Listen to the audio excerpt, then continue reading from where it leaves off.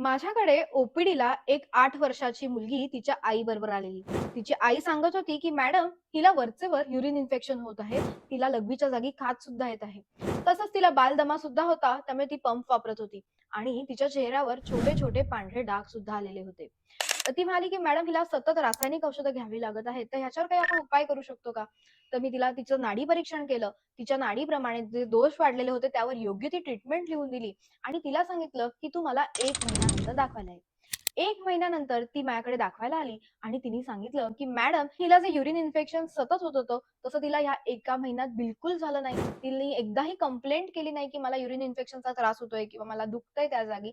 तसंच तिला एका महिन्यात एकदा सुद्धा पंप वापरावा लागला नाही आणि त्याचबरोबर तिच्या चेहऱ्यावर जे पांढरे डाग आलेले होते, ते सुद्धा तिचे पूर्णपणे गेले."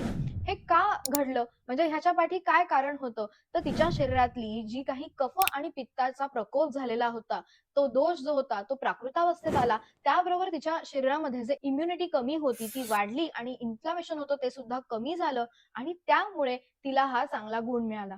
असेच आपले अनेक पेशंट्स आहेत, की तन्वीमुळे त्यांना खूप सुंदर रिझल्ट्स मिळत आहेत. तुम्ही सुद्धा आपल्या क्लिनिकला जरूर भेट द्या. योग्य ते मार्गदर्शन घेऊन योग्य ती ट्रीटमेंट जरूर घ्या.